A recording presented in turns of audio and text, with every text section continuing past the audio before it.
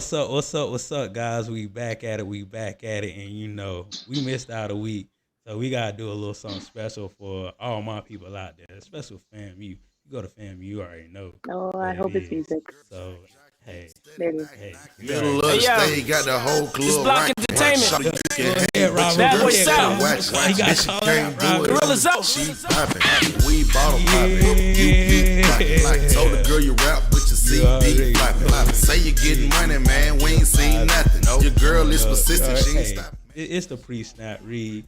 I know we missed out on last week, man. I'm sorry about that. But hey, we back again. Football season coming up. But I got my two lovely co-hosts. I got the one and only Robin McGee, Hey, y'all. and I got that doggy dog, Yes, Q sir. dog, Jerry Goodson. Yes, sir. We're here. We here, my boy.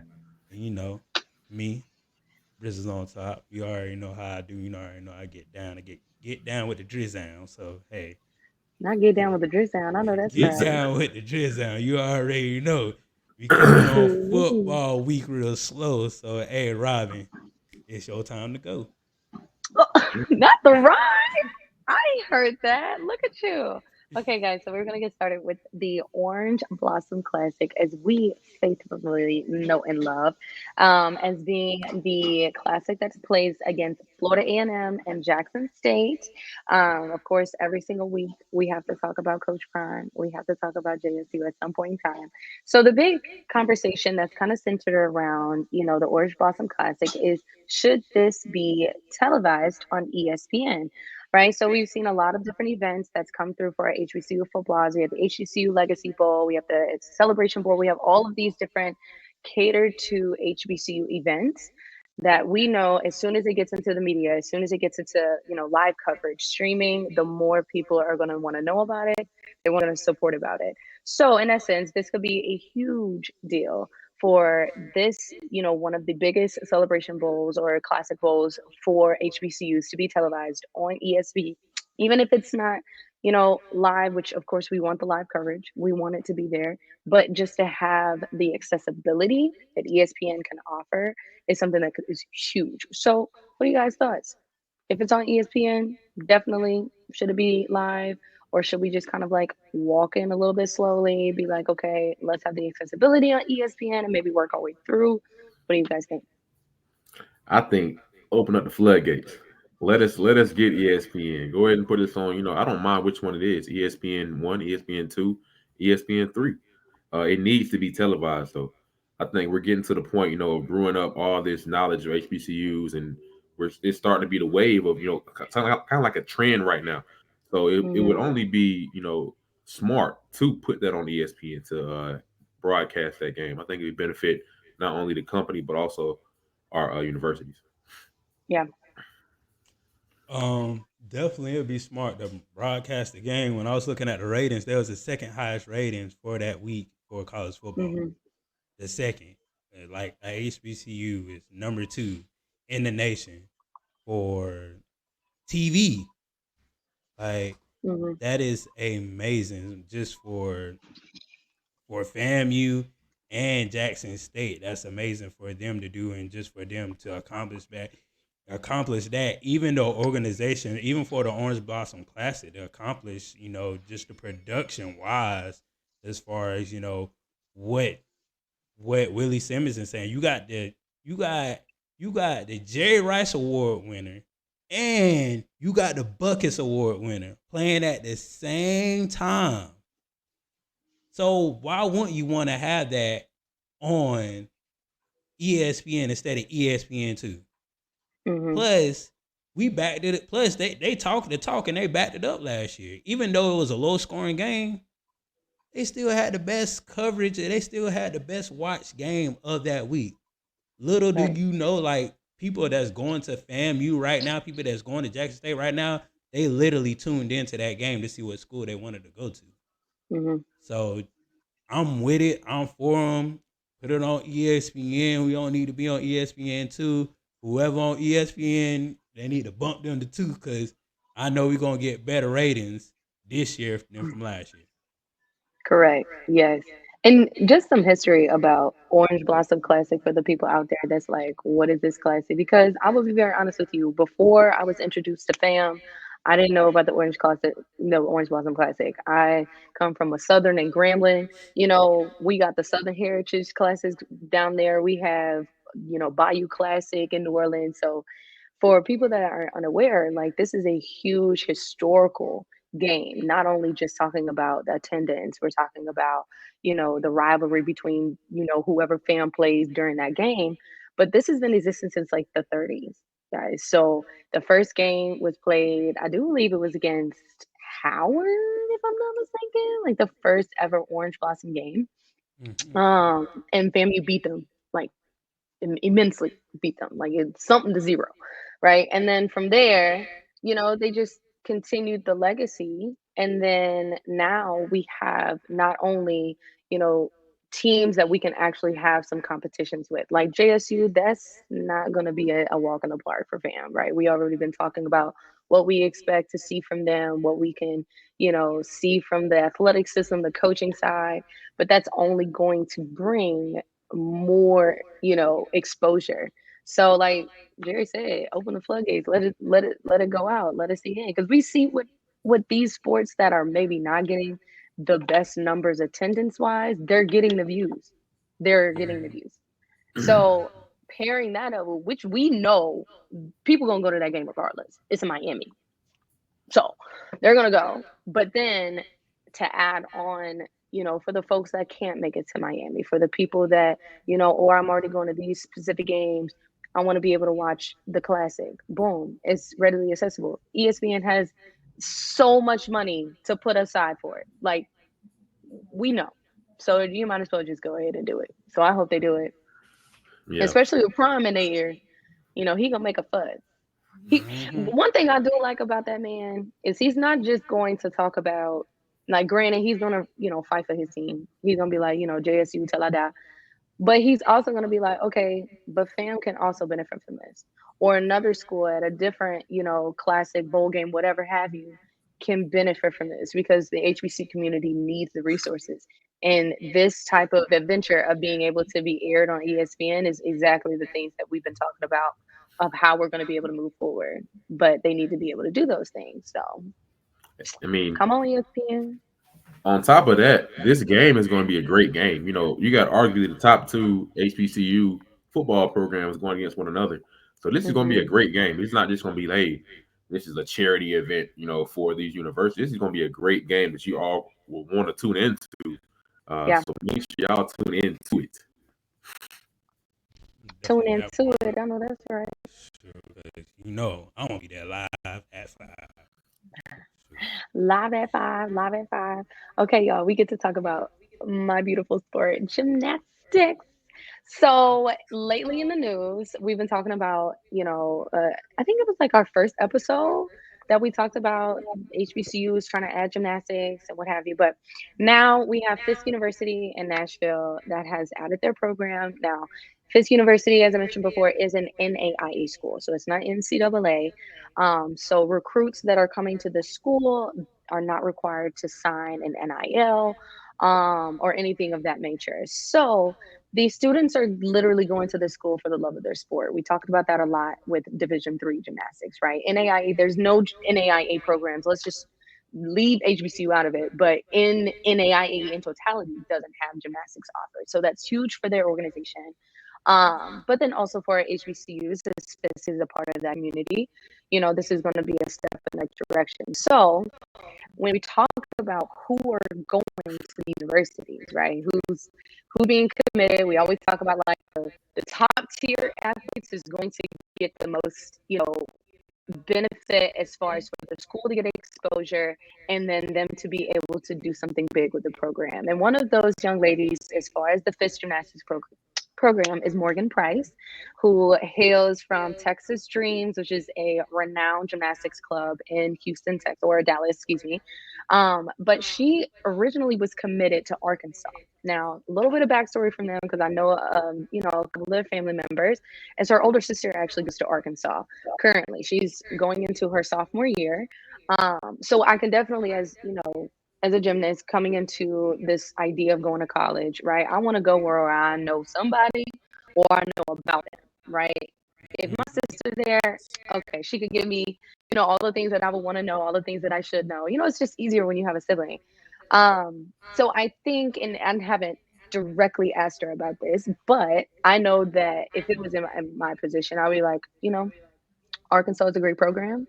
They just, they are under a new head coach this past 2 years, Jordan Weber, who was an Olympic gymnast.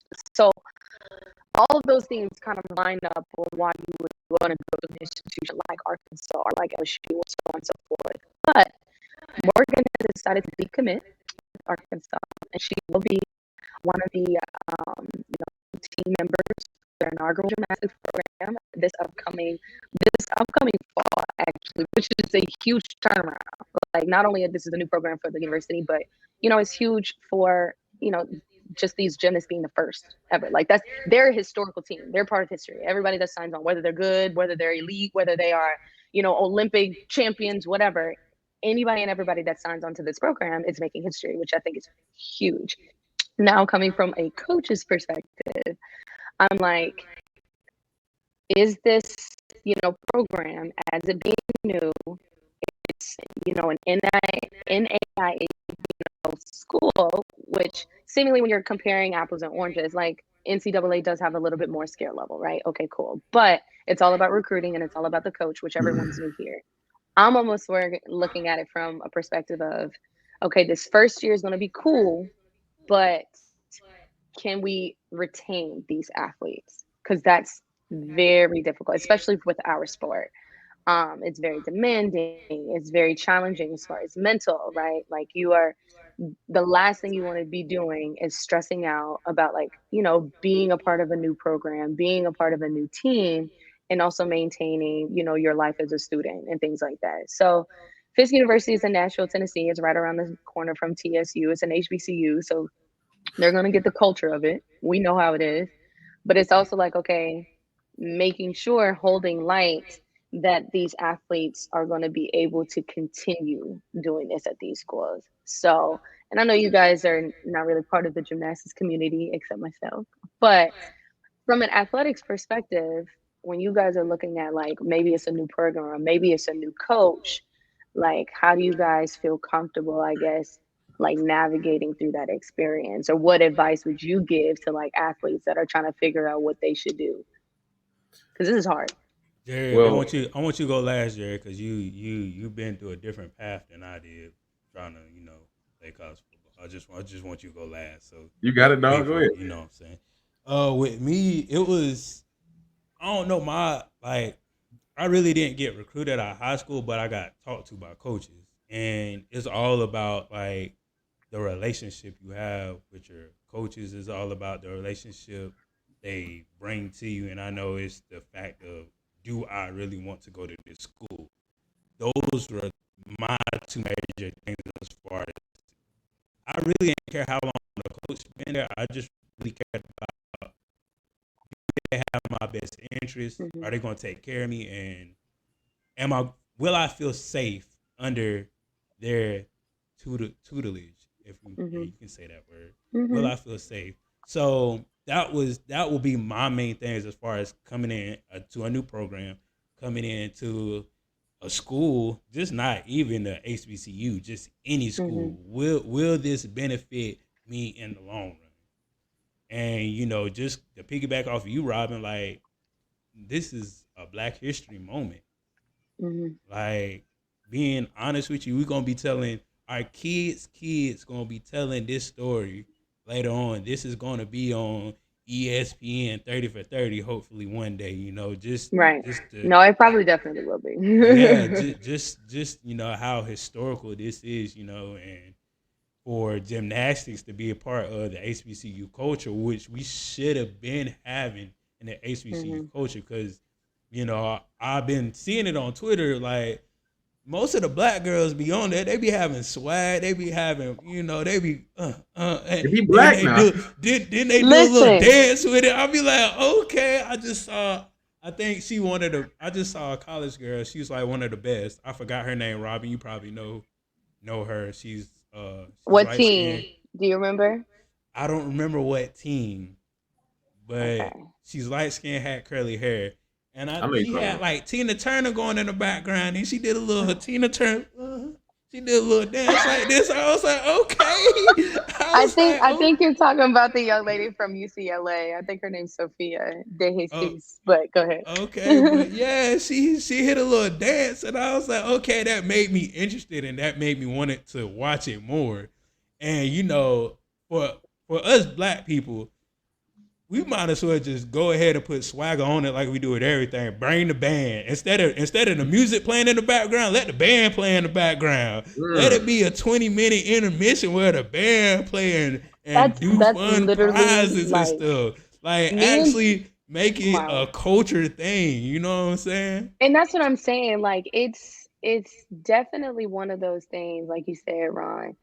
We're gonna bring the finesse, the culture regardless, because that's just what we do. We don't need a script. We don't need Mm-mm. to know exactly how to do it and when to do it and where to do it at. We literally gonna know at what place and time. It's almost like we're a part of a song everybody knows. You know exactly what beat to hit on. You know when to Swag, be sir. quiet. You know when to start clapping. You need everybody knows the lyrics, even if you've never Mm-hmm. heard the song before. So it's like I love that about us, mm-hmm. and our sport needs that. And I say our, in specifically talking about gymnastics, but like really all sports need that. You know what I'm saying? Just like how we talked about like the coverage with ESPN. Like we need that coverage. We need it because people need to know that we're here and we stand. But I think we've gotten so historical in our place where like, oh, this is a black only thing because we're the only ones invited or we're the only ones that can do it. No, y'all need to know what's up too because we coming Mm-hmm. for your necks. Just by Definitely. existing, like we come, people feel threatened by our existence. Whew. But Definitely. that's Word. not, Mm, yeah, that's not for mm, us to mm. explain or You know decline. That's the minister shoot Elijah, fit word. the minister Elijah Muhammad said, Say no, it. I'm just playing. I'm just playing. Say it. Listen, Shoot. I'm All a right, vet. now, Say Malcolm. that. Say that, brother Ron. The minister, I was man. If we can't think ahead as a people, who he is gonna be behind as a group. Mm, As a group, mm, mm, ain't it right? mm. Mm. Yeah, yes, sir. Mm. That's right. Don't start now. You get me on some Malcolm X in here now. Listen, Hey. see how quick that was? Now we didn't even need to talk about that. We just all look, Pastor. The Hallelujah. see the difference between a fox and a wolf. The fox is smiling in your face. Say it again. The Ooh. difference between a fox and a wolf. The fox is smiling in your face and be your friend. The Right. wolf, you need to Say watch it. out. Boy, Mm-mm. shit, at least you know the wolf gonna eat you. You Mm-mm. already know. No, Shit, that's but right now. yeah, go Hey, ahead, hey, Jay. Go Malcolm, ahead. There, go Malcolm X ahead, now. Jay. Malcolm X. Take us to Education church. is the passport to the future now. Come on now. Don't get me Shoot, let's started on Amen. Brother go. Malcolm now. Set me up. TSA Wow. agent. Set me up. But Send yeah, it. Mhm. I agree though. I agree. Like I think she is gonna have to really focus on the environment she puts herself in. Like Mm, uh, being recruited in college, you want to go somewhere that feels like home, somewhere that's yeah. going to take care of you. A lot of places when you're getting recruited, they will make that kind of think they're going to take care of you, but they really won't. A lot of Yeah. these PWIs outside of your sport, they will not take care of you. Yeah. So to see her go to HBCU, it's going to mean a lot. It may not be. I know it's going to be a lot of trials and tribulations being the first year in athletics, Yeah. but outside of that, her education, her well-being, she will be taken care of. She will be in good hands. But Hmm. I think once that program kind of gets his feet wet and starts to understand the process of how things Hmm. go in gymnastics, they'll start to kind of do better. But with anything that's a new process, it's going to be a little bit of tribulations to it. Right. And that's, people have experienced that or programs have experienced that and they've been existing since the early 90s, you Right. know? So we know like you said, we know it's probably going to happen. It's inevitable. But yeah, definitely her environment because, I mean, this sport is a predominantly white sport.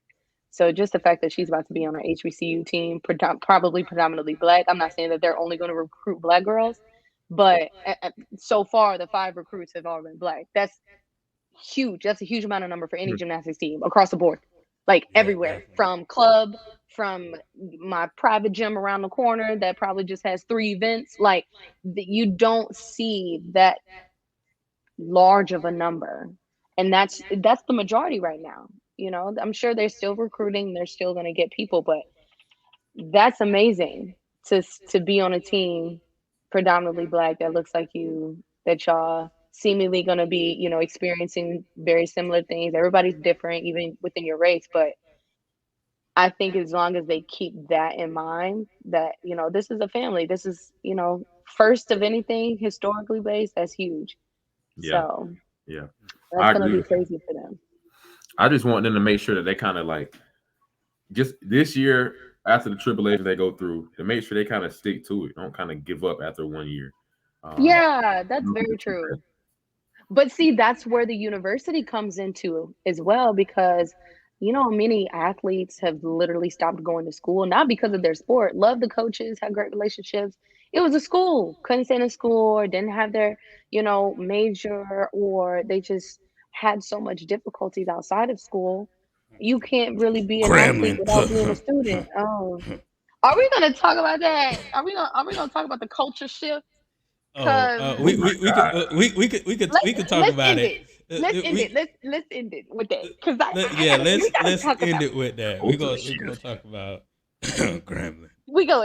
But anyway, shout out to Morgan Price. Shout out to all the other young ladies that have, you know, signed and committed to Fisk University being the first HBCU women's gymnastics team.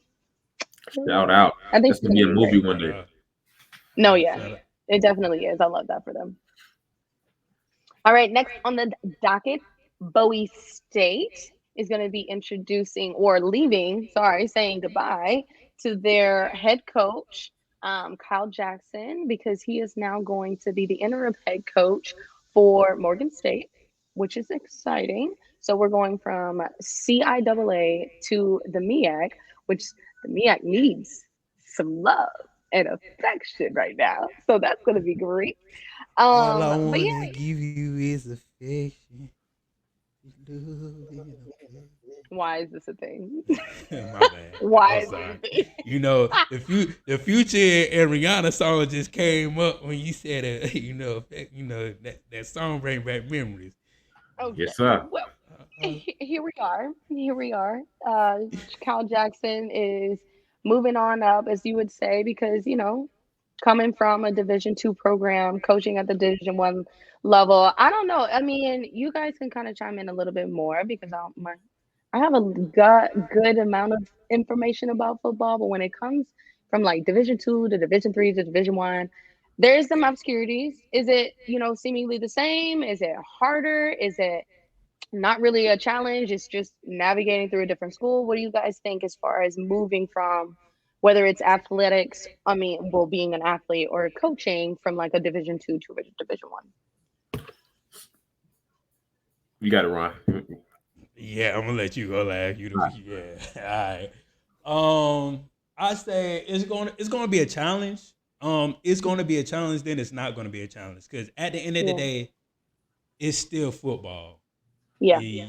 Don't try to reinvent the wheel.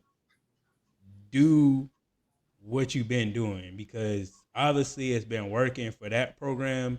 That usually with coaches, if it works for that program and he comes into a whole new program, it's still going to work the same way. I mean, it may be some stuff that he take out and put in, because, you know, is now you're working with Division I.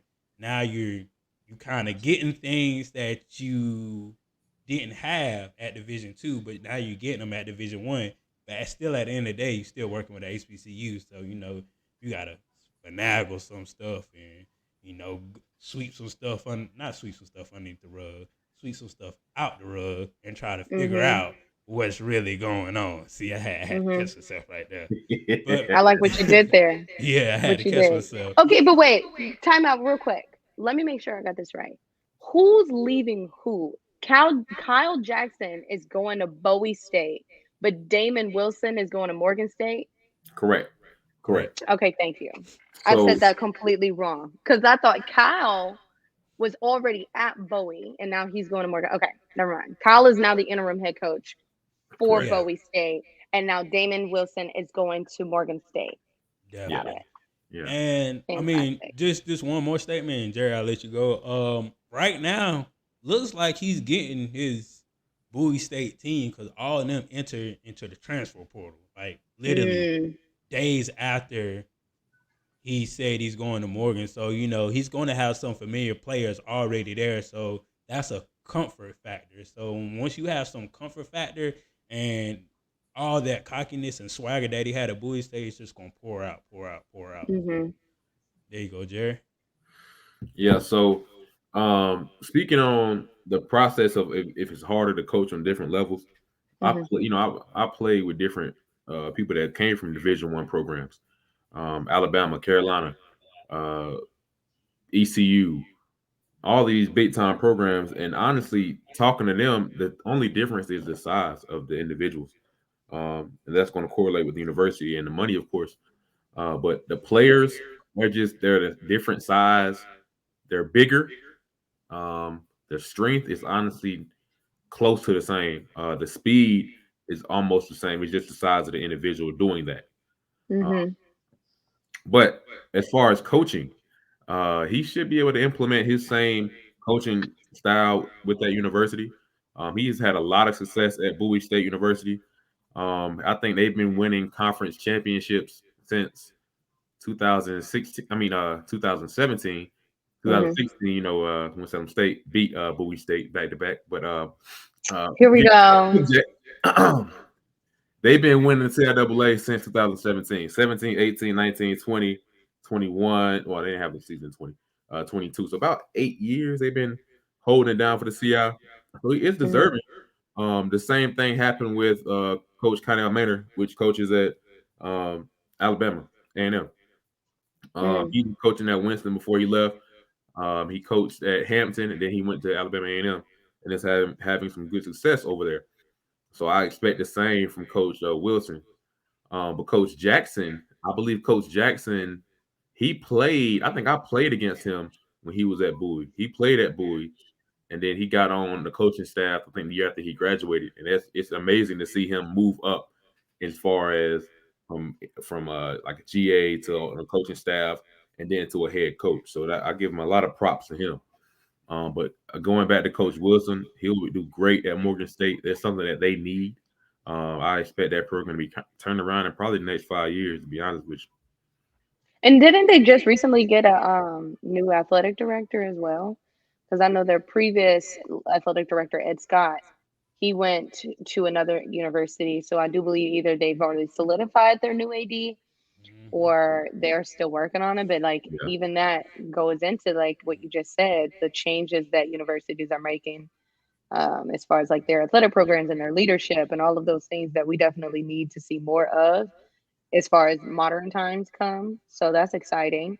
And I did see that Kyle Jackson definitely moved up in the ranks because he was just previously named the defensive coordinator like last year. And now boom, which interim still means that he's going to go through if he chooses to the hiring process and like everybody else, because there have been situations where people do not choose the interim head coach to become the official head or assistant or rather. So it's still an accomplishment for them to put the trust into Jackson to take over that role. And then also for Damon to move up from a Division II to Division I, now coaching for Morgan State. So that's exciting. Yeah. I love to see our HBCUs winning in all facets. Still go ahead, Ron. I said exactly. Go ahead.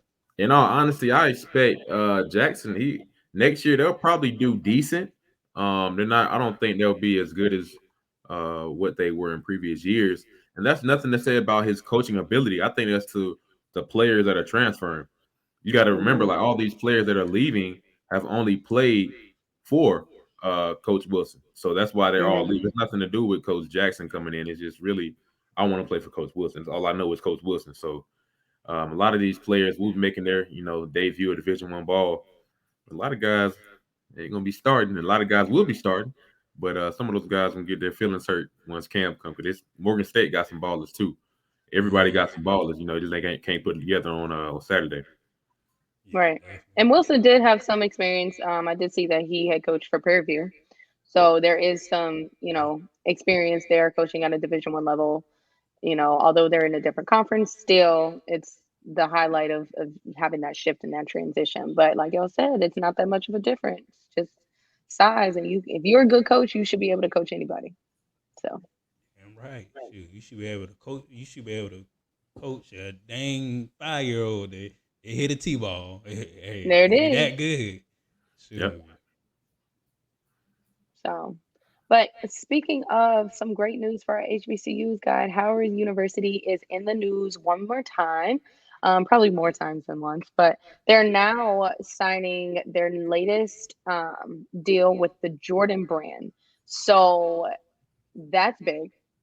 That is huge. The deal will mark for a Howard as one of the sponsored Jordan brands to effectively end their contract, which was previously with Under Armour.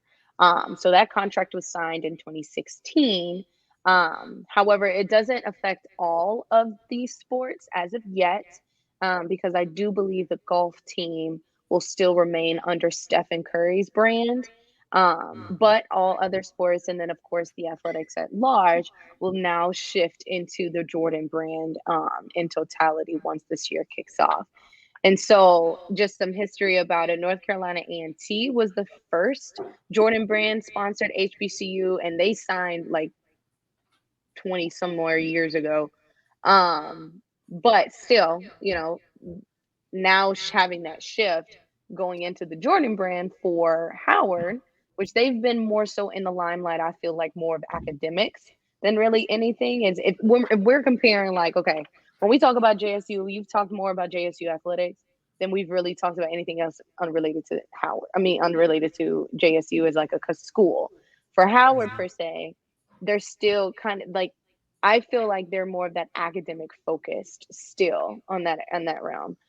And I Yeah. think people have started to notice that's like even the conversations of them moving, even though they're not moving anymore, but still like the spark of it, I feel like was okay, yeah, we have some good athletics. Let's continue to build them as well as we do our academics, right? Because when you hear Howard University, you immediately think, at least for me, I think somebody's probably in law, somebody's a professor, like highly esteemed career paths. But now we're starting to shift that energy into our athletics as well, which I think is really cool for them. But I do have a question. Do you guys think that the Jordan brand was the best move for them? Or do you think they could have looked elsewhere, maybe signed with another, or kept their contract with Under Armour? That's a, that's a tough one, Robin. That is a tough one, Yeah. cause my thing is about this. If Curry is funding your golf team, Hmm. why won't you just ask Curry and Under Armour to And you know what's make crazy? everything for you? Yeah, Stephen Curry's brand is like an under sub, like, letter to Under Armour. Like they're Yeah, like their sub label to it. So they're yeah, still ultimately connected to yeah. Under So Armour. So I'm almost like, like, what was the reason? well, like definitely, if Jordan's not doing all the sports and he's not funding golf, then why? I don't know. That's just like it's confusing, but I understand why. Then my thing about this is too, the MEAC back in the day didn't let you sign out of contracts like that Nope. because they Hmm. had that big deal with Russell. Yeah. So it's like, okay, the new president for the MEAC office, she's trying to do something. I feel like she's trying to do everything and anything just to save this conference. I mean, get it. I understand it. That's a big plus, Howard Hmm. and Jordan. But I rather for it to be another school. Like, Hmm. I mean, the school that really deserves everything right now is South Carolina State. They Hmm. deserve everything. If you want to get somebody a deal, get it with South Carolina State. I Hmm. don't care who, what, when, where, how. they need to be your flagship school for everything. That's true. Football, basketball, like just off of just football alone, they need to be a flagship school. Yeah. So then you got to think about it for as the athletic director and the president wise. Like they're so focused, like you said, Robin. They're so focused on academics. Will they make that shift? Will they make that switch? 9 times out of Yeah. 10, I don't think they will because like they haven't did anything yet, Mhm. and we're still waiting on something to happen with their athletic program. Will this be a new wave to let people know, hey, we're trying to do something? Yeah, it could. Yeah. But like I said, you had Curry already funding your golf program. You might as well just stay with Under Armour and let Curry just Yeah. hop on the bandwagon or whatever. Well, what's interesting that I just kind of put together is Chris Paul is one of Jordan's like Jordan brand like ambassadors, so to speak. Mm-hmm. And he has such a great connection with the HBCUs. Like we've seen him, wear different paraphernalia from different HBCUs. He got didn't he get an honorary uh certificate from one of the schools, Yeah. drawing a blank, guys. Was it Winston-Salem? Yes, it was. Was it? Yeah, He was. yeah. I was waiting. I I was was waiting going on to say, you, Robin. whatever school Which he one was was it? say, I'm if it like, wasn't where he it's the went, school. he'll be in some He trouble. went to the school. I'm just playing. I knew that, y'all. I'm just playing. That's my man. Chris Paul's my man. But no, anyway, like he had such a huge rapport with the HBCU community, such a huge rapport with Jordan. I think as we were talking about, like, okay, yeah, we want our HBCUs to think holistically about the deals that they get into or the contracts that they have, especially when it has to do with money. But I'm gonna play devil's advocate and I'm going to say, okay, maybe, whether it's a Chris Paul, whether it's um, Taraji P. Henson is alum from Howard.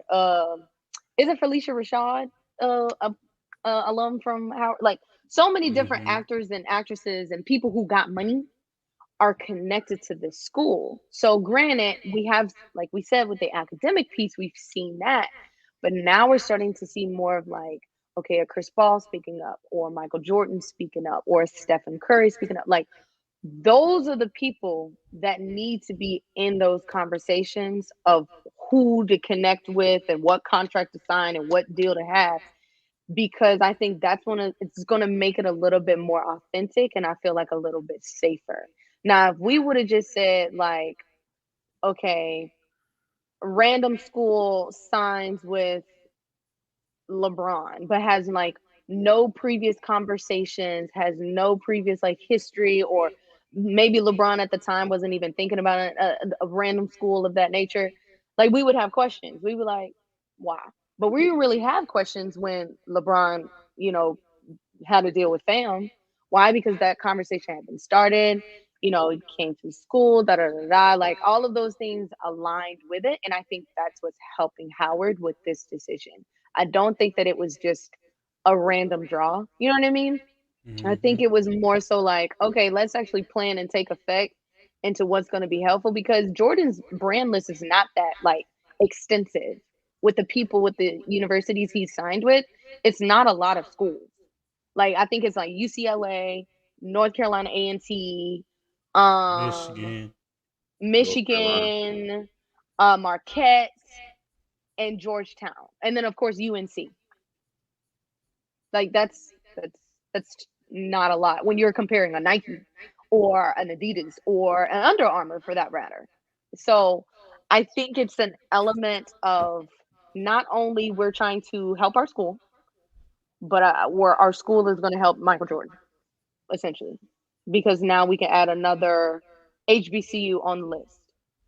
I think I think it's more so that than money. Like money is a part of it, but I don't think that's just the only reason. Now that I'm like looking into like the all the different brands y'all could have chose from, like I don't know. That's how I'm looking at it.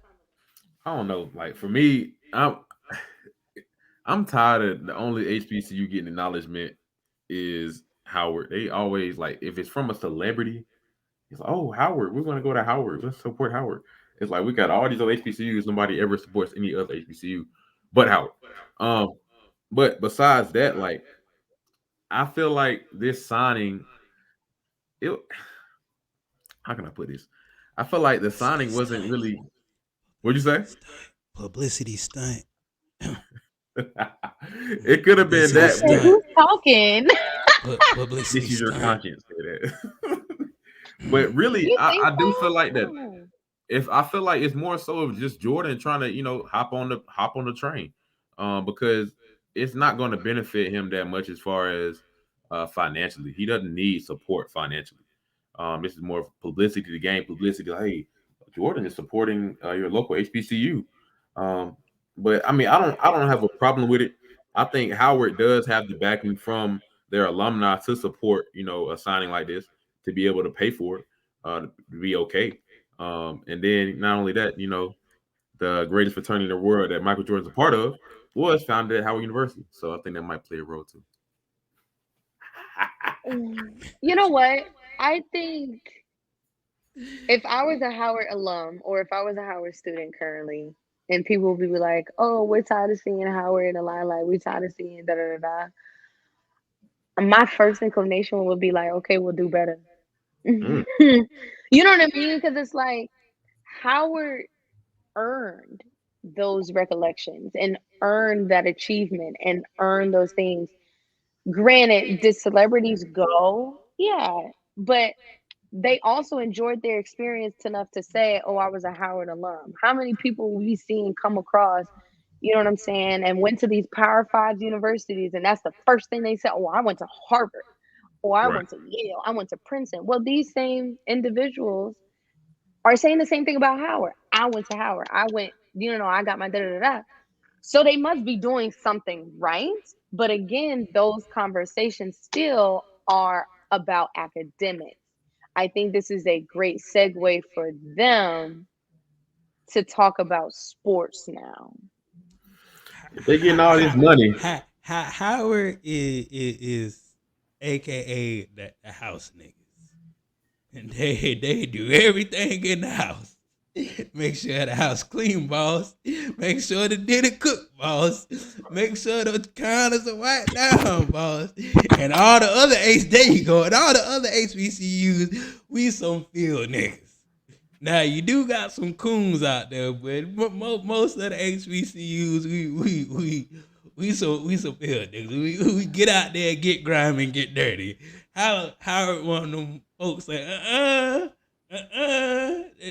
everybody drinking their Kool-Aid, and Howard out here drinking their tea. Howard is the bougie. Okay, but wait.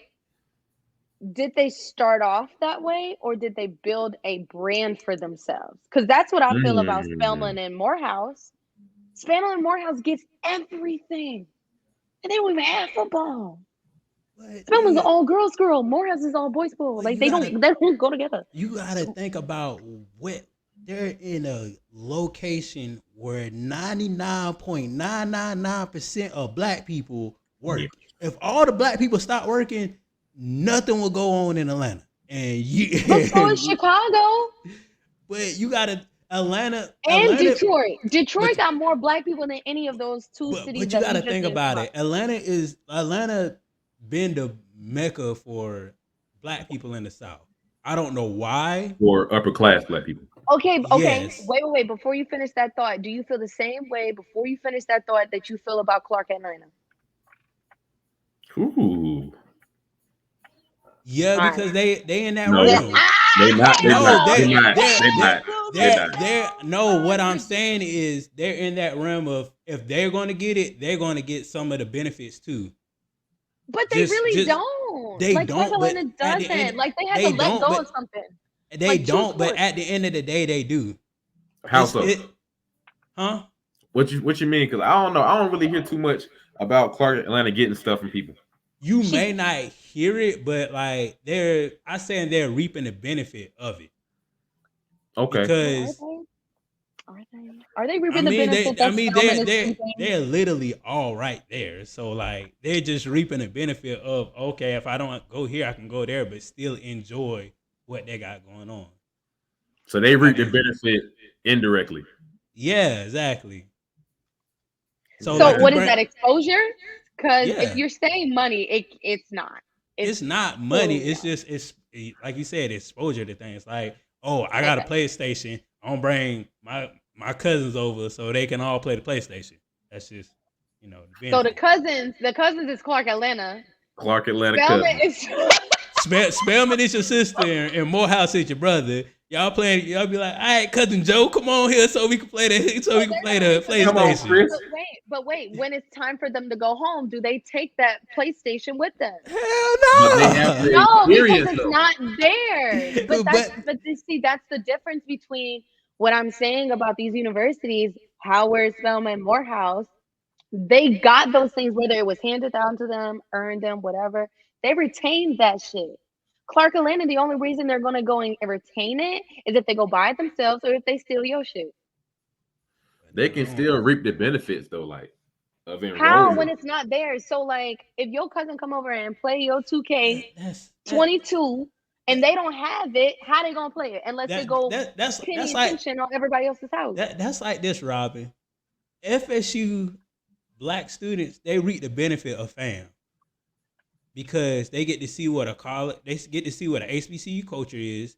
They get to Mm-hmm. come to all our games, come to all our parties, come to all our set Fridays, come to all Mm-hmm. our homecomings, come to all our events, but they still Mm-hmm. steady going to the white school over there. So basically I still get to go to the school I pick, but I get to reap the benefit of fam because it's right across the street and it's a public university and I just get to enjoy everything that they enjoy.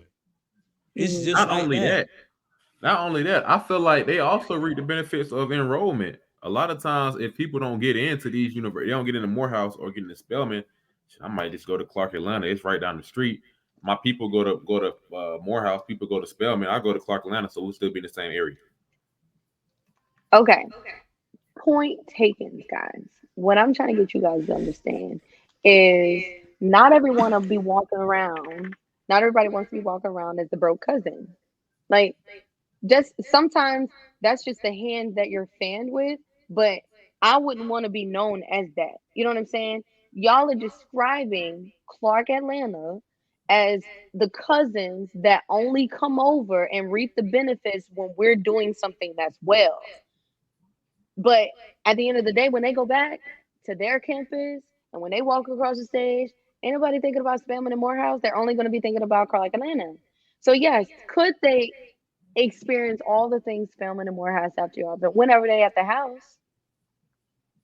But they're not going to be able to experience that holistically, is what I'm saying. Oh And no, that's where it comes from.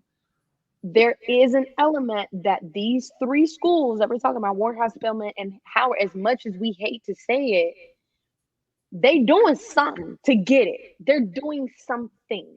You know what I'm saying? Whether it's in test scores, whether it's their presentation where they walk on campus and act like it's a fashion show every day. I don't know, that's their brand. But it's something that has helped them get to where they are, which goes back to the conversations of who do we want to continue our dealings with? What contract? And like when you really think about it, like Jordan is gonna hold more weight still right now than Stephen Curry. How yeah. many how many J's y'all Yeah. got in y'all closet? How many J's y'all got in y'all closet? I How was many about to Steph speak to Curry's that. y'all got? First of all, I ain't How many got no Curry? J's. I How many? ain't got How many? Jerry But you know about them. Jerry know But this. you I'm a warned Reebok them. person. But you've worn them before. You ain't may have Oh had them in your closet. the way I grew up, You ain't like never worn no Jordan in your absolute life. Not none of put a shoe on. my Not from. this what my daddy Not even said. to try it No, on one. no. This what my daddy said. He kept saying, "You got Jordan money. Why can't I buy it? Why can't I buy you one pair of shoes when I can buy you three?" That's what he Okay. keeps saying. Okay. So my mentality, like when I got the age of probably like 15, where I can kind of get my own money, I was like, "You about right. Why would I buy a Jordan that's $100 and something when I can buy three pair of Adidas, or two pair of Nikes, or three pair of Nikes, or three pair of Reeboks for the same price, and you won Mhm. one shoe that you waited in five hours for. You know what? I respect that. I respect So that. Not like, just That honestly, I, I never won a pair of Jordans in my life. Do I want a pair? I like certain pairs, but just mhm. at the end of the day, I wouldn't buy it because my value of my money go. I'd rather buy 3 pairs Deeper, of which shoes, I yeah, than love. one pair of shoes. You're gonna be a great person to talk finances with. But I'm still gonna make my point, Ron, because all your friends, Yeah, all my friends, yeah, they do okay, wear Jordans. you Yes, they may do. I love a good exception to every rule. I promise you I do. Yeah. But I can count, actually I cannot count Mm-hmm. on my fingers, on my hands, Count on my people who fingers have too. Stephen Curry's. I don't know nobody. I don't even know anybody that hoops in his shoes. Hold I on, don't know. little kids do. I can attest to that. Only little kids. I don't know. I don't. But see, I'm not down in Stephen Curry at all. I love that man. But what Yeah. I'm saying is, when we're talking about business perspective, like one thing Jordan's gonna do is retain his money. He's going to retain it. As Shit. he hasn't played basketball since when, and we still talking about this man like he just, He put up 42 he gave yesterday. he gave Nike 15 years for 169 million. Okay. So he better Okay. get Howard 100 million. Shit. Okay. Look, I'm I saying. get exactly what you're saying, Rob, because I got over 20 pair of J's. So when it comes to recruitment of athletes, they're gonna go to a school that has the best brand, get the best gear. So I get to sign to Howard. I'm gonna get these pair of shoes or these new J's. Like for example, people that went to Carolina, they got the Carolina threes for free that nobody else can get unless you got them from Jordan himself. Hmm. The Carolina threes that had the Carolina symbol on the tongue. Nobody else ain't got those. You know what I'm saying? So it's gonna be the same benefit you got from Howard. You're gonna have some Howard 11s or some Howard 5s that all these athletes gonna want to get. Like, man, I can get those if I go to Howard. I'm gonna go to Howard because that just shows you how much value these shoes have and how much Yeah. influence it has on these individuals.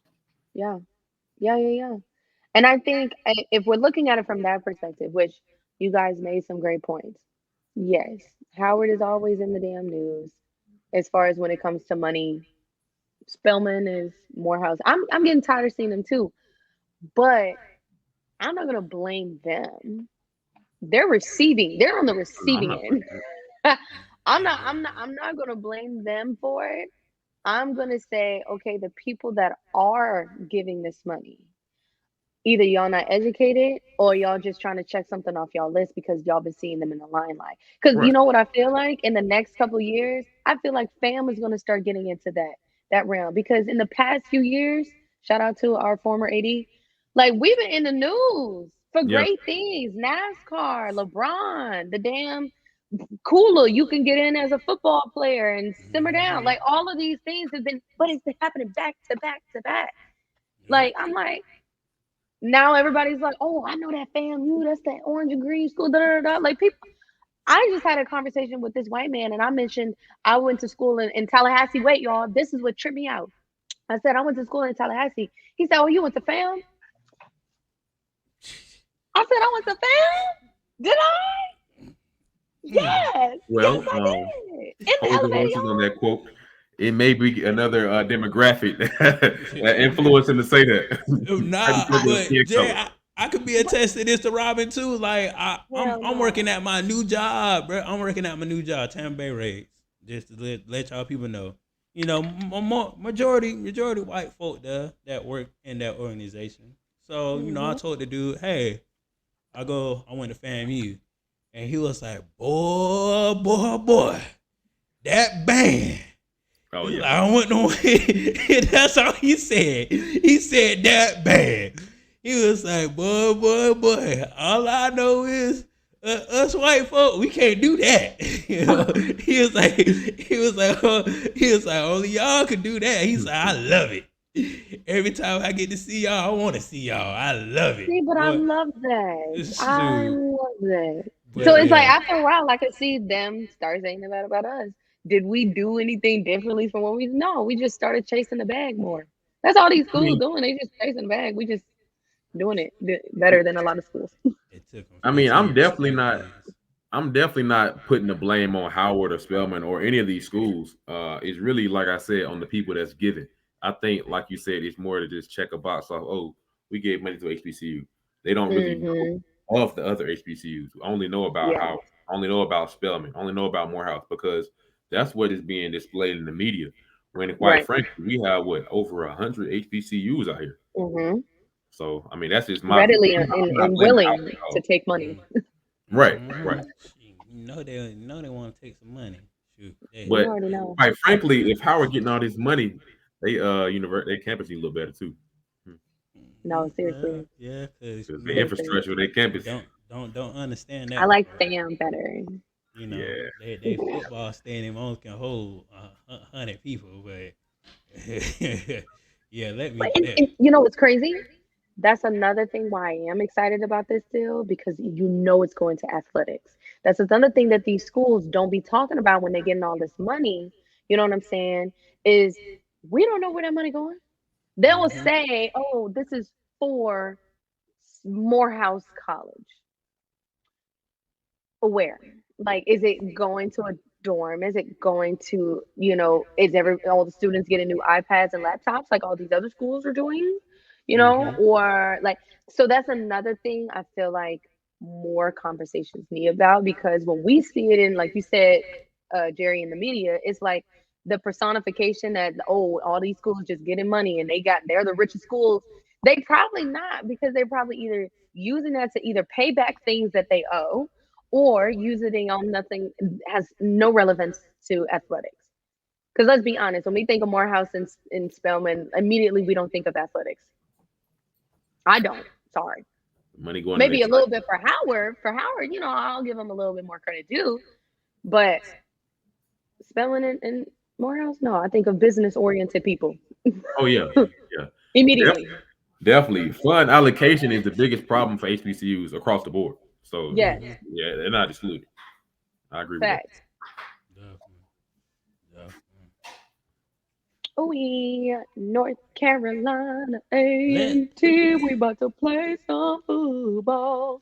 Let's get into these bad boy thing right here, cause I've been waiting. Every week I've been asking these people, let's do it. They be like, nah, just wait. Let's do it. Nah, just wait. Let's do it. Nah, just wait. So definitely, we about to get into their schedule right fast. Yeah, we're gonna start off with North Carolina A&T. They to me, this is me. They schedule looking like the best schedule I ever seen for HBCU in a long I genuinely time. think it has a great balance of challenge as well as one of these teams they probably gonna whip their ass, but it's not going to be. One of I'm gonna them. just say one, just one of them, just Well, to keep the energy safe But for our viewers. they gonna score no points for the other team. Listen. They gonna carry the next week. support them in their endeavors, but I genuinely believe that this is like you said, Ron. This is one of the best schedules as far as when you're thinking about exposure, when you're thinking about versatility, right? We talked about schools that are larger typically have larger athletes. So yeah, you're gonna be playing some bigger ass schools and bigger ass people. But that's the shift that they wanted. They're gonna be in a new conference. They're gonna have new expectations that's going to be there for them and all athletics, but specifically, for football, that's the money making scheme right there. So the better you play, the better you pay. Wow, that's good. Y'all hear that? The better you play, the better you get paid. Okay, here we go. So Sure, here we are. Got prime time in you now. Y'all see it? You It's a look little good, play bit. good. Thank Look you. good. Look. So I think what I'm interested in seeing off this list is South Carolina State and A&T. I think that's gonna be a dope ass game. I'm not really too familiar. Y'all, what do y'all feel about Duke? I don't know too much about Duke football. I think of Duke My as the cousin plays for basketball, Duke. but I see that they lost last year. But Go, Jerry. You want me to go? Or you gonna go? I go ahead and go, dog. I go ahead and All go. right, I go mean, Duke program, it's not an amazing program. It's not really that good, but it's going to be a good game for North Carolina For A&T. them. Yeah. Duke has a lot of great players. Like I just said, their record doesn't show it, but they do have people that go into the league every year. So if these Yeah. players can, quote unquote, is what they say, expose their opponents, it'll give them a shot at the next level. So I think Mhm. it's not only going to be beneficial for the university in funding, but also beneficial for the funding of these athletes when they go to the next level. Yeah. That's the game I'm really want to look forward to. Yeah. Definitely, definitely. Um, I'm gonna just go ahead wipe out so everybody know what the dealio is. Okay, no, Central, yeah, they're gonna have a tough game in the first half, but they're gonna come through in the second half. Yeah. Now, North Dakota State, they just gonna get the ass whooped. That's just an ass whooping. Trey Lance, Unless they pull some little giants and pull the miracle and pull a rabbit out their ass, then the little okay. Giants. But that's okay. That's okay. They're gonna have great At least competition. they stepped up to the task. That's all we ask is step up. Ooh, Right. we, At least they stepping up to the big dog. yep. We're gonna see which big dog has a bigger bite. That's all I gotta say. Mhm. Duke, we kind of know what that game is for. That's more so a money game. I don't know. I can see that game going kind of better than the North Dakota State game. I don't know why, but I just feel like that's kind of going to be a shocker to everybody. South Carolina State, if all their players are healthy, if everybody is healthy on their team for South Carolina State, they could possibly win that game. And Mm. is it? Oh, it's home. Okay, if it was away, then they're gonna Well, win it's that in game because it's home. Greensboro. Yeah, they're gonna win that game because it's home. Brian, I know something about them. I don't know too much. I'm thinking they're gonna win that game too. Edward Waters, that's homecoming. They definitely gonna win that. Mm. Robert Morris. I don't know too much about that school. I say they're gonna get an L that game. They're gonna get an L that game. What's Campbell. homecoming? Is Norfolk State homecoming? Nah, I think Nah, it's Edward it's Waters, Edward man. Waters. Yeah, Hmm. everybody schedule a Oh. cupcake team for homecoming. They try to. Yeah. Mm. Campbell, they should beat Campbell this year. I mean, I know they got some returning players. They got a lot of returning players. They picked up a lot of people. They may make it mesh at the end of the season, but I don't know. I gotta see what they're playing like the first game. Norfolk, it should be Norfolk easily. Charleston Southern, they should beat them. They really should beat them. And Grambling, I mean not Grambling, but Gardner Webb, they really should beat Gardner Webb. Gardner Webb doesn't have a powerhouse offense or defense like that. So, I see them winning. Hold on, how many games? 1, 2, 3, 4, 5. I sure 8 games. 8 games. Yeah, Yeah, eight Okay. games. yeah. Yeah, so they should be looking strong, trying to go. Could them 8 games make them go to the playoffs? The only if they put up points in that North Dakota State game, then they could make an argument about going to the playoffs. Mhm. So Man, I agree with you too, Ron, on the 8 games, but those particular 8 games are a little bit different from me. I see them okay, losing. I see them winning that first game, and I see them losing the next three. Because I think that North Dakota State, man, just from my experience, man, when you play good big time programs, if that program is too good for your university, that game will not only get beat that game, you will lose the next game too. It will have an hmm impact on that next game. Oh So yeah, no. I think North Dakota State will beat up on them. I think if they were playing Duke, before North Dakota State, they have a chance of beating Duke. But because of that game before of North Dakota State, they probably will lose to Duke again. Well, and then Mm. after that, you got a powerhouse like South Carolina State. You just came off of two big Division I games, and you playing one of the top HBCUs in the nation. I don't think it's gonna go that way, man. Yeah. Um, then That's a you got good the next point. school, Bryant. Is that Bryant? Yeah. They're yeah, Yep. probably, I think this will start turning around. They'll beat Bryant, Edward Waters, Robert Morris. Campbell will be a good game because Campbell has a pretty good program. They got coach, I think Mentor is their hmm coach. He has a pretty good program, so that'll be a good game. I think they'll pull that out. I think they're going to win the next two, well, next three. So they'll lose against North Dakota State, Duke, and South Carolina State, and win every other game that's on this schedule. But as far as playoffs, man, from my particular experience, man, playoffs when it comes to HBCUs, you got to It's be it's it's damn near hard. flawless. Yeah. Dog, when I was at Winston, dog, 2014, we were 9-3, lost to the national champion, which is Valdosta State.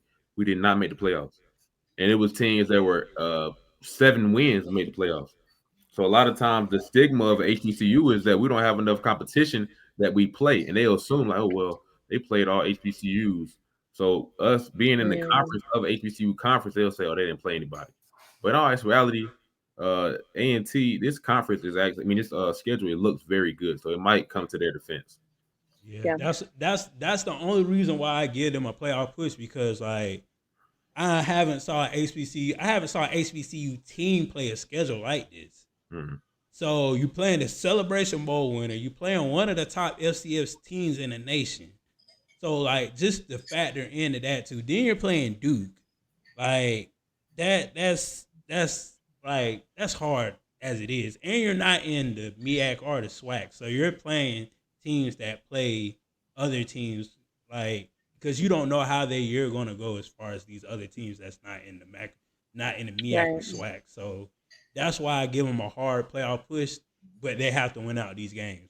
North Dakota State, I know they're not going to win that game because I don't think they're ready unless they do something that we're not ready for. You know, it's any given Sunday, so anything can happen. But I just don't see them winning that game. Hmm. But yeah, Robin, what you think? Just go down the list. Win W, L. Well, okay. So I'm unfamiliar with a lot of these schools. I'm not even gonna lie to y'all. Like I said, just said, I know Central. Hey yo, no You Central. better tell them, girl. You better tell Um, them where you going to school. law school. Hey yo. But from what I understand, like I said, it's balanced. From the schools that I do recognize and things that I've heard about, it's balanced as well as challenging. It wouldn't be fair for me to go down and say who gonna be winning who because like I said, I don't really know all these teams, so I'm not even gonna voice y'all sound on that. But I do think that this is, like you said, Ron, one of probably the best HBCU schedules because it offers a lot of differences that's going to cater for them to overall build up their program, especially now that they're in a new conference, which is huge. And you're going to need that for longevity, is being able to adapt in different circumstances. Now, granted, like that was news to me, Jerry, but you explained it. And, when you go against a bigger team, you're more than likely to lose, the next game if it's just as big or, comparison wise. And that's going to be something that they should work on. Like how are you able to, even if you come away with a loss, because I know people have done it, it's just more challenging walking away from the loss and being able to turn it around against a team that's either as equally as good or just almost as, so that you can be able to build up the momentum. Because if in fact, let's just say, okay, after they play the North Carolina A&T, they play, North Dakota State, and then the next week they play Duke, and they give Duke a run for their money. Even if they lose, that's still a propellant for them moving forward. Like it shouldn't be, oh, we just went 42-7, and then next game, you know, 39-2. Like that shouldn't happen. Like that should be something that y'all need to work on and build on. So hopefully that happens for them. But we won't know until it happens. See, So for me, it's more than the mental aspect. I think mhm, you were talking about more so of a mentality that you have after that game. Oh, we lost to 30-21, so we really know we can mhm, really hang with any team. For me, it's more so of healthiness. When you play these bigger schools, of course they're going to have bigger players, stronger players that you aren't used to playing. So if you're playing a stronger team, that inclines the likeliness of you getting the injury. So mhm, that's what I'm used to. When mhm, we play bigger schools, we might have won the game, but let's say we win the game but lost the war. because we won the game, but one of our best players gets Walked hurt. away with injuries. Yeah. Right. So that's what I really mean, but I don't really mean it's going to be a more of a mentality thing. But that is a good standpoint as well. But I think a lot of times you'll walk away with injuries like, hey, this guy got hurt, and then we got Duke next. We're still battling the injury from North Dakota State. Because that happened when we played Virginia Union. Virginia Union has a guy that's in the NFL now, and he was doing us dirty. He injured our safety, our corner. It was like 3 guys that got hurt, and that next week we lost the next game too. So I mean, it was like a snowball effect almost. Domino Right. effect, yeah. That's true. That is true. Definitely. Now we're about to move on. We're only gonna do 2 schedules per week, guys. So we're gonna try to keep it short, keep it sweet, and keep the ball rolling. TSU schedule. Yes. Okay, Yes. so they have a different type of schedule here. What do you guys think stands out to you? Kind of go through, and then I'll give mine after. Shoot. So first, you see they got the them can't get right. That's their new name. Grambling can't get right state. We Can't definitely have get to keep they calling can't them get right. Now I'm gonna just go ahead. By the recruitment that Eddie George is doing, I feel like this is gonna be a good game. This is really gonna be a good game. I think Eddie George may get out coach this game, but I think his talent will play better than he's getting out coach. So I'm gonna put Tennessee over that one. Southeast Missouri. Ooh, yeah, they got a tough schedule too. Ooh. Yeah, I'm gonna give them a W for that. Tennessee Tech. That's a state battle, whatever. Ooh, yeah, they're gonna get an L. I'm gonna just go ahead. Tennessee Tech. Oh, hold on. Actually, I'm going down. I'm actually going across. I need to be going down. I see. I was going across. My bad, guys. So Grambling, they're gonna get a win. Jackson State, that's gonna be. When did they play Grambling? They play Grambling September 5th. Oh. So they play that Monday. That's gonna be a good game. But I think they're gonna win. Jackson State, that's gonna be some bad blood. That's the next week. They are going to. I feel like they're gonna lose that game.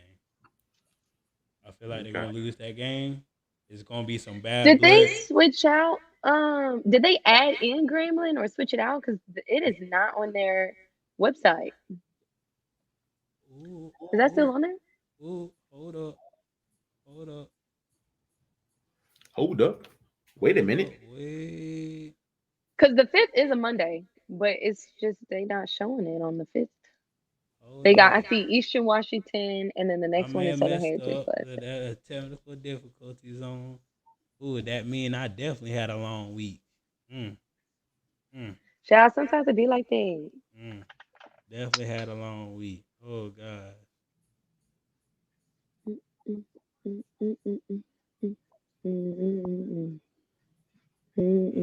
I done put the wrong schedule up. Lord have mercy. Oh my God. Their homecoming is October 8th against Bethune. So, all right. So, okay. Their 2022 schedule. My bad, guys. Okay, first they play Eastern.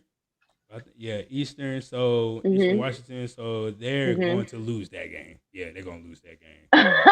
He said, and starting off the gate, yeah, they're gonna lose that game. Jackson State. Yeah, they play Jackson State September the 10th. They're gonna lose that game too. Yeah, I think that's going. I actually think it's not gonna be a lose that we expect. It's not gonna be like a steady lose. Yeah, it's gonna come down. It's gonna come down to the last minute But Yeah. knowing Shador Sanders, how slippery and slow he is, like he's the Yeah. slowest mobile quarterback that can run ever in life.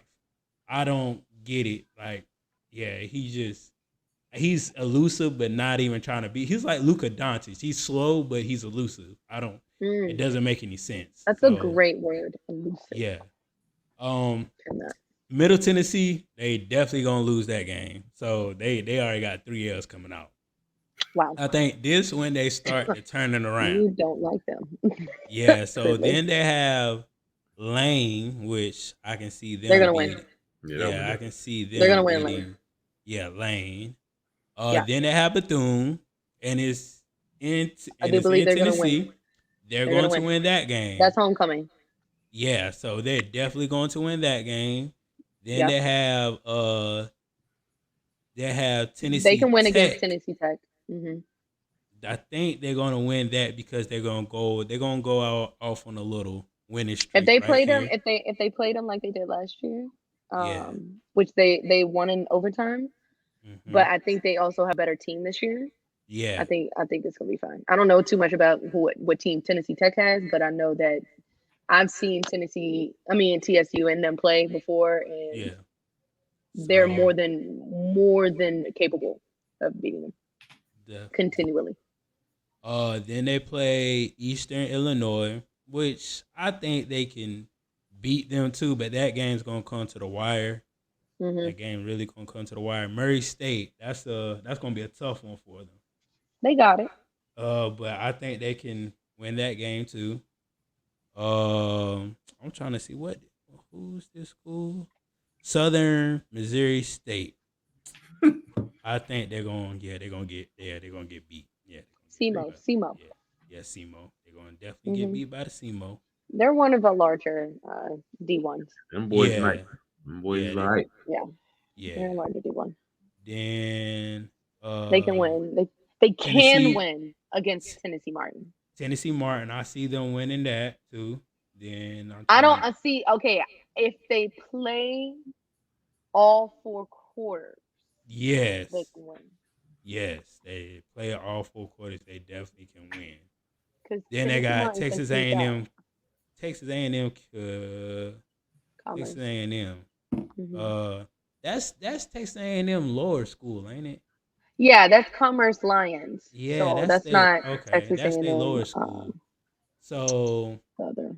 where they went? They I don't know anything they're about they're them. gonna get beat that Texas A&M game. You think so? Yeah. I think so. I don't think so. I think so. Let me, he said I think so. yeah. Let me try to pull this up on here so the people can see it at home because I accidentally made a mistake. Yeah, Ron. Me and you kind of got the same predictions for almost every game. Only game I really see them really getting beat bad is the SEMO game. And then we got who else we got? Jackson State. I see them getting beat in that game by at least 2 touchdowns. I'm not gonna lie. I know that my city's gonna be there, but honestly, I don't think the talent can hang with Jackson State. Middle hope they Tennessee win. probably lose that game as well. They probably will start out, like I said, 0-3. But by the time they got Y'all so damn mean. BCU, they're going to start winning. And Lane, they'll start winning these games. But I do think, Texas A&M Commerce, I think they'll win that game. I think they'll win that game too.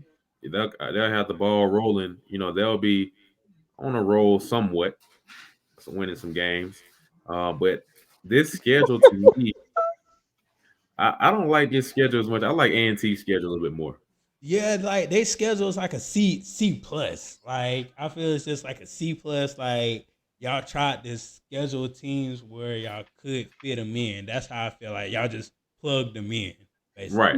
But also know, guys, that there's an element of these are the same folks that are trying to get them out of their current conference, and playing different teams. But these actually are very similar to who they play every year. Like UT Martin, Tennessee Tech, Murray Right. State. Yeah. Who else is on the Middle Tennessee? They always play. SEMO, Yeah. Murray SEMO State. always plays. They Mhm. they always play. So Yeah. I'm like, I think that's why we like A&T schedule is because it's New. different. It's See, new, but yes. like if they play Georgia Southern, they'll make their schedule look more sexier. Like it's more Versatile. appealing. Like you know what I'm saying? Ooh, Georgia like Southern. Yes, Ron. like He said this you ain't see Better go sexy Georgia enough for Southern. me. yeah, like if you see Tennessee State playing Georgia Southern, you be like, oh shit, now I'm like, okay, I might go to that game, even though they Right, might get their ass beat. I'm probably gonna right, go. Yeah. right. So But so they've gotten comfortable with this. Just like, okay, but these are the same people that was arguing with Jackson State from wanting to be done with the Southern Heritage Classic because why? They wanted something new, they wanted something fresh. Da da da da. Tennessee mhm. State was like, no. Now, granted, they had every reason to be upset because they was trying to breach their contract, Right. but Yeah, it goes still into that element of like we want to give our people, our fans, our community the comfortability of having consistency. Tradition. That's consistent. That's traditional. yeah, Correct. tradition. Mhm. Yeah. I think once they start to figure out what this new conference situation is going to be for them, maybe that's then when we'll see a little bit more versatility or sexiness, as you so eloquently said, Ron. But I think for right now, this is normal. Like it's not. It's like it's there. Like this is okay. This is TSU's. Let's see how they do and let's move on. Like, but North Carolina A&T was like, oh, we got this, we got this. Like it's exciting. I think that's where it's And missing. to be honest, that's the biggest problem with HBCUs. To be real with you, y'all not want to hear Yeah, this, but yeah, tradition is the biggest problem. To Mhm. get yeah, somewhere you've never gone before, you got to do things you've never done before. Yeah. yes, They're yes. doing the same thing over and over, expecting a different outcome. That is called what? Insanity. Yes. Hmm. The delusional, like Expecting Jackson a State. different result. Yes. Exactly. Mhm. So if you want to get, whatever you want from your university, more finances, more money, more exposure, you're gonna have to change what you're doing. A&T has already established themselves as a good powerhouse program as far as their athletics. They have a pretty good athletic program overall. Yeah. They can step outside of the norm, and get a new schedule and not have that much pushback because they've already proven themselves. Right. Uh, Mhm. They're already beating Division 1 teams. Right. right. So Tennessee like, State, I don't know if they have that caliber of that luxury of you just kind of stepping out without having pushback. Yeah. I think that's a good point, Jared, because these people like considering the community and the fans and alum and whatever, like their voices definitely are loud and matter. So in essence, the amount of people that's probably going to throw a hissy fit, if they, you know, change up their whole schedule like North Carolina A&T did, and it's like, wait a minute, where's our games that we always be having our family reunions at the tailgate section? Like, where's that? How we gonna have it? Which, in all honesty, guys, I do understand that perspective. Like, Yeah. I do want to have some type of like. Imagine if we never did well, that kind of did happen, but I was gonna mention like the Orange Blossom Classic or whatever, but like how we play. Who's that team? Bethune Cookman. What's the name of that? The the Florida but Classic. Florida Classic. but who Cookman? That one. Yeah. But who? Like that. That's historical. That's traditional. We have to have that. Like, Yeah. Yeah. that's part of it. So I think an element of these games, like, yeah, they're boring, they're traditional, and they can switch up those. But like, I know the ones that they definitely like, want to stay and want to matter.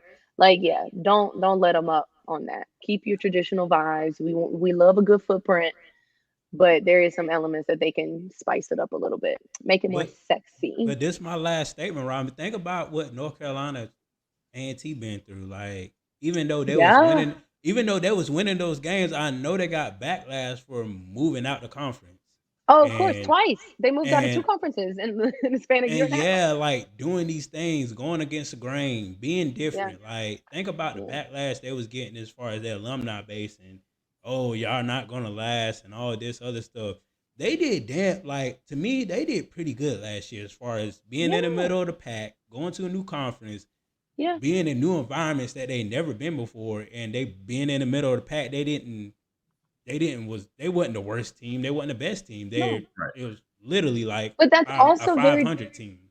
yeah, it's also going into that goes with strategy. You don't want to move into a conference that you know you're gonna get your ass whooped every single time. That's going you about to lose your job, Hmm. actually. Job. So I think that's a very good point, Ron, is like we've Yeah, I think seen so it too. done. Yeah, we've seen the transition. Auntie did fine. I think just Tennessee needs that boost to understanding that, okay, it's probably now time for you guys to think bigger and better without thinking that you're just going to be a completely new program. Like, that's not what we want. We don't want that. So, Yeah. Yeah, I can understand that too, Rob. These other schools, well, all these traditional games, Betsy Lou and Martha getting mad about not going to their game they usually go to. that's They why don't I want sell my good to. cookies. Now you know them people down there. They done did the way the Magic City Clyde now. I've been going to that game. I've been going to that game since I was like 15. They done did the way the Magic City No, Clyde. but What seriously, is people, it? that's important to people. Yeah, Yes. I it is. understand It that, is. It definitely is. but but being honest with you, 10 years from now, things are going to change. Like it's They really are. going to change. Like I feel like it's really just going to be one classic game for all HBCU teams, and they're just going to have to keep their rival classic game. Yeah. Like it's really Or gonna. you know what'll happen is just like how what happened with the Orange Blossom Classic, is it had its existence and then it was gone for a little minute. Then it just recently came back. You know what I'm saying? Hmm. Like I could actually see something like that Yeah. happening to like either the Southern Heritage class or the Florida class, Bayou class, whatever, of like having a stint of time. Now, granted, hopefully it's not gonna be 43 years like the Orange Blossom Hmm. Classic, but like even still just like a pause of like let's reevaluate. And I actually appreciate people doing that as opposed to trying to make something so new that they haven't properly planned for it. Like take the time to look at all your, your A's, B's, and C's and all your shapes and all that to get it all together and then come out with something fresh, something new, but something that you've brainstormed enough on to know that, okay, this is a fail safe, or if this doesn't work out, we're able to do this. And I think that'll be helpful moving forward for a program like TSU. Okay, it's okay to, want to take a step back and reevaluate, but you just can't stay in the same spot forever. That ain't gonna do Yeah. nothing. Yeah. I think that's more of a slow process. Taking it one game at a time. Well, maybe next year we'll have one new game. Year after Yeah. that, one more new game. Kind of slowly trickling that into the process of changing the schedule up. But it's kind of like I feel like it's like a threshold. I feel Hmm. like it's like 4 games might have to stay the same. Yeah. 5. It's like those are the intricate games that everybody wants to go and see. These Yeah. other games that you have less attendance, I mean, this should be numbers that are documented in the athletic department, your attendance of your game. So use Hmm. those numbers. I'm pretty sure they're a pattern each year of the attendance at each game, and use those numbers to kind of gauge who you play. Yeah. Definitely. But the piggyback off y'all, the Orange Blossom Classic is ran by like I don't know the organization right now off the top of my head. They're ran by a different organization. They're not run by like a certain person. So like Hmm. they do bowl games throughout NCAA. So maybe these bowl games need to be maybe I don't know. That's just a big maybe. They need to be ran by a partnership through the NCAA so they can Hmm. actually benefit themselves of being on TV, Hmm. showing the halftime, doing all these other things. So maybe that's a new way to do it, but I don't know.